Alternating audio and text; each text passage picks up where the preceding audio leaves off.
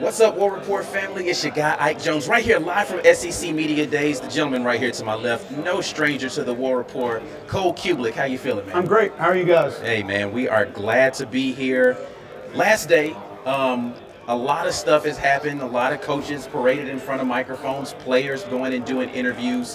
What has been your impression of, we'll start with the alphas and what happened with Kirby Smart, and then we'll talk about Nick Saban a little bit. But what did you feel about his words? I thought Kirby handled things about the way that I anticipated he would. There was some deflection, trying to bring attention to a few other things. But there was confidence there. I think that's been sort of my takeaway from the whole thing is you expect Kirby Smart to have confidence, Nick Saban, Brian Kelly to have confidence, but like Sam Pittman, super confident in his team. Right. Pointing out specific areas like the defensive line that we may have some questions about, and just the defense in general under Travis. Coach Stutz talking about his offensive line, how he has confidence in that group, and his concerns have been put to rest about what they brought in and what he thinks that they're going to be on that side of the football. Even Billy Napier yesterday, the confidence that he has in Graham Mertz and this team and what he thinks they're going to be able to do in year two in this offense and what the scheme's going to provide. There's a lot of guys that showed a lot of confidence, and I don't think guys are going to come in here and say, yeah, we're not going to win games, or I don't like my team. But I can tell when it's a little bit more, and it felt like it's been a little extra with a lot of guys this week. Yeah, I mean, honestly, Clark Lee sounded really confident in his prospects for the season. Looking forward to seeing what Vanderbilt's able to put together. But let's talk a little bit about the Auburn coach. Coach Hugh Freeze, first SEC Media Days back as the head football coach of Auburn. What were your impressions of his comments? I was very impressed with Coach Freeze. I really liked and appreciated his message. I think he continues to prove to me personally that mentally he is in a very different place. A lot of that ego is gone. And I had a really cool conversation with Hugh about play calling. And as you guys know, one of the big storylines this week is Jimbo Fisher play calling Bobby Petrino. And we were just asking Hugh about it. And he's like, listen, man, like, I've always been in a spot where if things weren't going well, I'd turn to Matt Luke and say, hey, man, we need to get the run game going, like call the next four. Or I would turn to Ken Austin and say, I don't have it today. Take the next series or take the rest of the game. And I stopped him and I said, you realize how different that is in the narrative right now. Right. Like we've seen that narrative at Auburn before. Right. Where there was a little power struggle between the back and forth. I know some other coaches in the league that are considered great play callers that have had a lot more back and forth than you would imagine. That when it was bad, they didn't want it and said it was given away, or when it was good, they weren't calling it and said they were calling it. Right. So to hear him just kind of say, well, no, every now and then you got to let somebody get in, or if you feel like you have an idea, you've got to go share that idea and be a part of it. He said, but it should be collective. So I thought it was very healthy to hear him describe it that way, and especially with what we've heard in some other places. But I also think he's beginning to now have to temper expectations because they've done a great job of upgrading the talent. But it is a whole new task of organizing it, educating it, and then when the games get here, motivating it. It's tough to get everybody on the same page. It's still going to be a lot of new. Right. New players, new system, new scheme, new guys to the actual university. That's just a whole lot of new, man. That doesn't all come together very easily. So I still loved his message. I liked his delivery. I thought he was impressive. I don't know why people didn't think he was going to be impressive, but I came away feeling even better about Auburn going into this season. So you mentioned new. So one of the guys that he brought, brand new, Elijah McAllister, transfer in from Vanderbilt. Did you get an opportunity to talk with Elijah? And what were your impressions of kind of what he's bringing to the table as far as leadership and what he might bring to the field coming up this fall? I'm wondering if Bruce Pearl's tried to recruit him because I felt like I was talking to a small forward when he was sitting down with us. He told me his wingspan's 7 feet, by the way. I believe it. All you got to do is talk to him for 2 or 3 minutes and you know why Hugh brought him. He is as impressive. That may be my second takeaway, is individually how impressive some of the players have been. Cedric Van Pran, I don't know if you guys got to talk to him from Georgia, exactly the same way. Elijah McAllister blew us away with how impressive he was. Ricky Pearsall was super impressive from Florida. Some of these young men are just, they're way beyond their years of where they should be, of being able to talk about things, share messages, and distribute information. But Elijah was just off the charts good. I think I've told you guys this before, that I have a little bit of a concern about Jalen McLeod being a 3-down player. Well, Elijah can be the first and second down player. Sure, like that's what, and I don't think he's super twitchy. He's not a big pass rush guy, but the two of those guys could be a really nice mix on that Auburn defense. Yeah. All right, so let's flip it to the other side and talk about another gentleman who's here. You've been noted on our program talking about how impressed you've been with Dylan Wade, but Cam Stutz is the offensive lineman that made the trip down here to Nashville.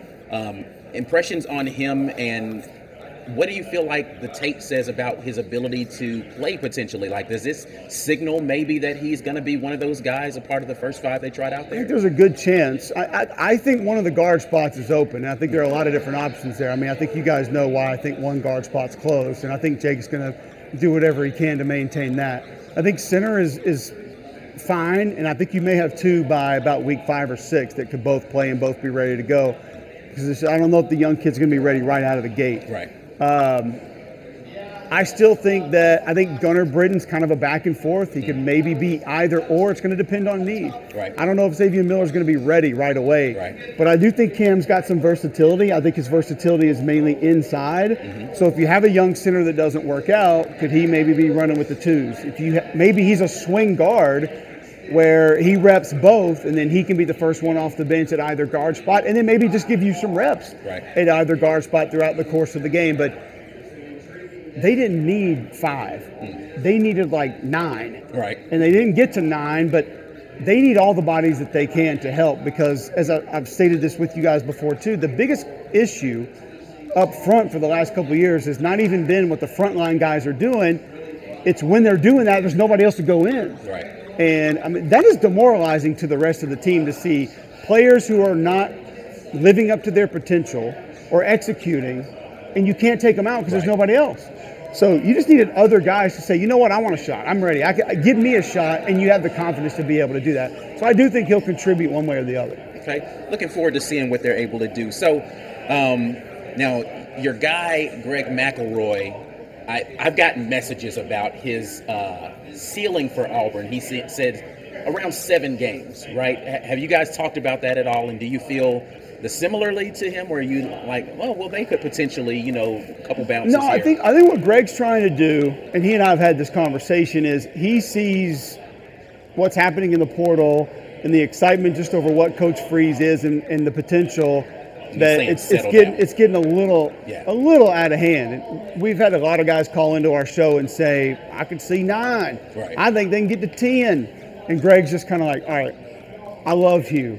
I love what he's done in the portal, but just hold on a minute. Like, you need to be – I think what he's trying to say is if it's 7, you should be happy with 7, especially if it's a 7 and competitive in the other games. Okay. Like, if we talk about the games that people would say Auburn's just not supposed to win, if that's A&M, LSU, Georgia, Bama, and they're competitive in those games, don't just look at that as something that's not a positive. Right. None of us are okay with the loss. None of us say you should lose and walk away smiling, but take away some of the building blocks that could mean better things down the road. So I think he's just kind of trying to temper that. And I think the other part, too, is this league is deep, man. Yeah. I mean, you guys tell me, if we wanted to say Bama, LSU in the West, even if you want to include A&M, which some would, some won't, you give me the order after that. Right.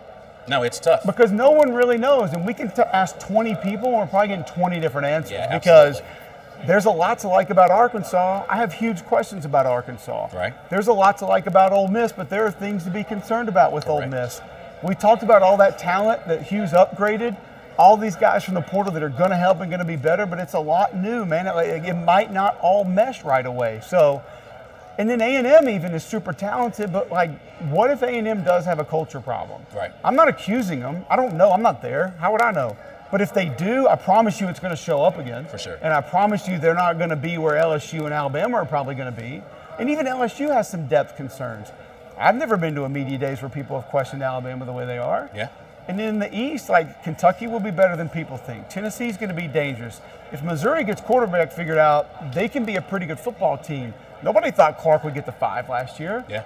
Vanderbilt beat Kentucky and Florida last year. Right. So this league is as deep as I've ever seen it. Maybe not with national title contenders, but this is the deepest I've ever seen the middle of this league. Yeah, it's going to be an interesting season to see how it plays out. But I'm definitely looking forward to it. SEC Media Days always gets us amped up, getting ready for the football season. Well, Mr. Cole Cubelic, I appreciate you stopping by and talking with us a little bit. As always, plug it. You know, you got the Cube Show, Mike Mack and Cube. You guys helped me get the YouTube going at Cube Show 61 on YouTube. I'm not where you guys. I'm not even half where you guys are. I'm trying though. We're building. We're just a little baby podcast out here, trying to get a couple people interested. Cube Show on Instagram and Twitter every Sunday. We get it going. We talk football. We're ready for the season. We'll do a little SEC Media Days recap. We'll probably talk some O-line one day here in the next few weeks, and then, I mean, man, the season's going to be here. It will be here before we know it. All right, that's it. We're going to be signing off right now live from SEC Media Days here in Nashville. Until the next time, and as always, War Eagle.